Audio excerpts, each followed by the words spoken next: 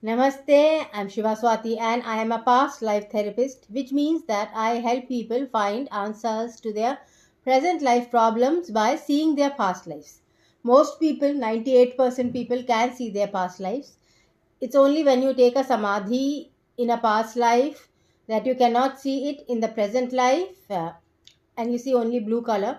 But however, I can read your past lives and can solve your problems through remote healing. So, the main problem which comes in the present life is from inner child issues, childhood traumas, and from past lives. And these are problems which cannot be understood from regular present life rational answers. Even in one session, you get enough answers to last you a lifetime because you get all the guidance in one session also. And if you take 3 sessions to 5 sessions, you get a lot more help from your spirit guides and angels to pursue that guidance. Or if you take 10 sessions, it is maintained over 1 or 2 years. So, past life sessions help in improving the present life and they help in learning your soul lessons. Your soul lessons are lessons like patience, perseverance, not being arrogant, being kind to people, not pursuing money blindly, but understanding why money is needed. For example, I had a client and her ambition was to grow her business very much and have a lot of cars, and it wasn't happening. And the reason why it wasn't happening was very strange, which I mean, every past life session takes you into a Sherlock Holmes mystery case. So, the reason why in her case it wasn't happening was that she was haunted by the spirit of her own husband from a past life. Means that when he had been her husband in a past life and he was alive in the present life, but that part of the consciousness was stuck in a past life, and that part of the consciousness was negative, and in this life he is positive, but that negative part of the consciousness was not healed. And when we healed it, so it came out that the new wealth is peacefulness. If she can be peaceful in her attitude towards him, and if he can be peaceful with her, then they are happy together irrespective of wealth, and wealth also comes in later. So, of course, wealth is needed in life to be comfortable and to provide for your children, your housing, your security. But we are not animals that we have to fight for survival. We are human beings, and there is a lot of technological advancement now. So, there is more than enough, especially if you count the wealth with the 1% billionaires. There's more than enough for everyone. But people are so insecure that they cannot share their wealth because of distribution problems and because of the fear that they won't have enough to pay salaries later or to pay their debts, their loans.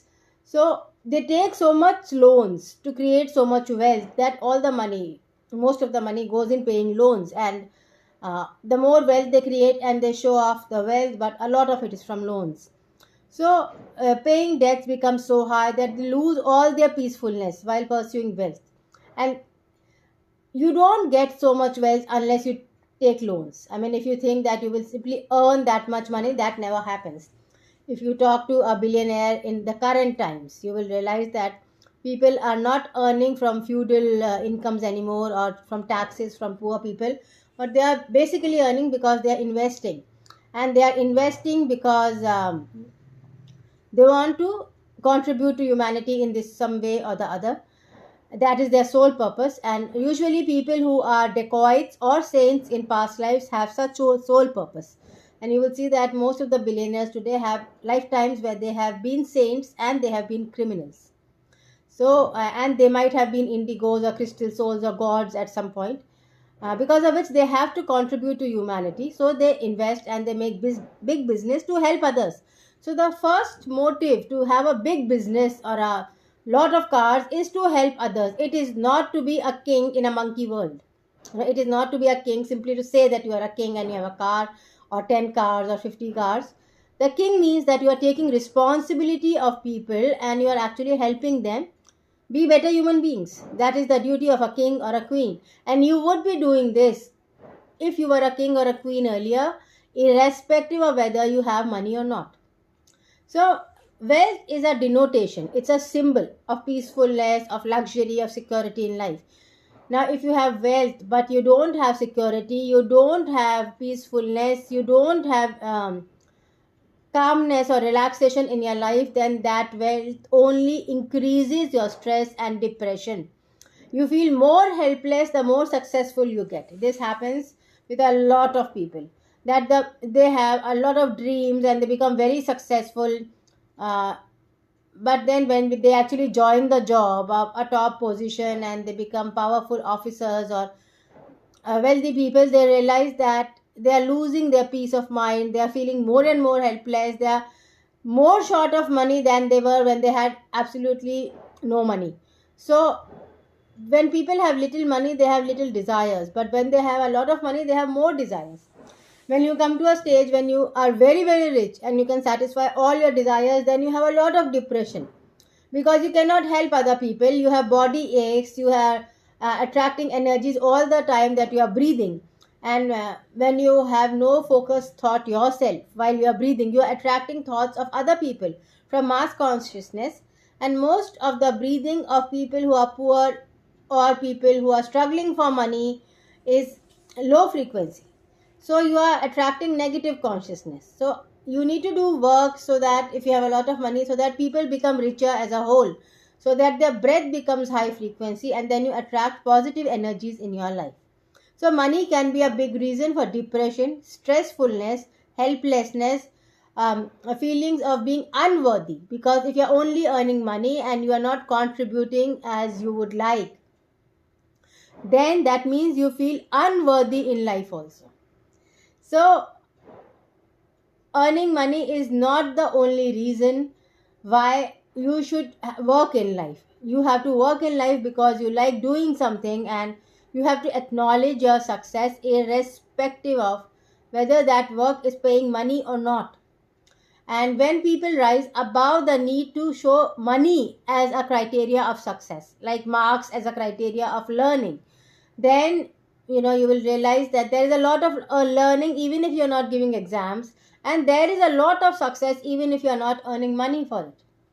So money comes to people who have to contribute to humanity, and who have to spend a lot on other people to pay their loans, to give charities, to support a cause, so that you can rise to a higher level of evolution. And if they are earning money through means where they are harming other people, then they have to pay back a lot of karma also. So a lot of saints in their past lives were very big businessmen or kings, or like you see, Vishwamitra was a king in his past life and then he became a saint in Hindus, and even Jesus Christ was a king in his past life and then he became a saint, a god in his next life. So in all the religions you would find that saints become kings and kings become saints, and sometimes when the anger is too much, the kings become criminals, and then they become saints, and then they become criminals again.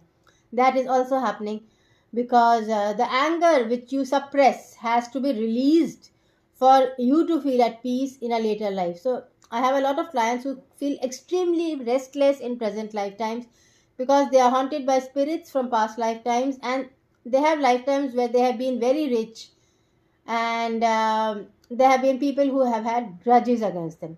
So these people then normally incarnate as their relatives, husband, wife, lover, children, and then they have to balance the grudges and explain their perspective, so that understanding comes, forgiveness comes, and then they get the soul ascension to be happy. So happiness is the new wealth. You have to be peaceful and happy to feel wealthy in the current times. Just having money is no criteria of wealth, because if you just have money, it can be that you are in a household where you are being beaten up as a woman, or you are in a household where you have a lot of loans and debts, or as a man, nobody is talking to you in your house, you are alienated, you are under a lot of stress, you are lonely. So just having money is no criteria of happiness. Happiness is where you are at peace, where you are feeling peaceful, when you are sitting alone, when you are thanking God, when you are sitting alone and you are saying, thank God that I have this life. That is happiness. It is a positive vibrational frequency. It is not going to parties and drinking and then getting hangovers the next day. Happiness is a positive vibrational frequency which comes out through your breathing, And when people are around you, they feel happy simply because you are there. So it is your vibration which radiates out. So if you are very rich but you are negative, you will be very heavy in energy. Your energy will be heavy and people will become tense when you come in. They will not be able to speak their mind. They will be feeling suffocated. They will be well behaved with you, but they will be hesitant to talk to you. They will try to uh, be very polite in their conversation so that you don't get angry and you don't get honest love, like love which can be free. But if you are a positively vibrational frequency person, people will relax around you. They will say whatever they want without worrying about feeling judged. They will feel happy around you. They will feel happy about their own lives because you are there. And this breath, when it goes in the universe, it creates a positive world where people are achieving their purpose of life. So, as Goddess Sita always said, that achieving your purpose of life is the most important reason why you are on earth.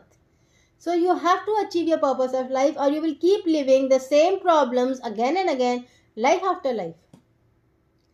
So, I hope that you are motivated to be happy and achieve your purpose of life.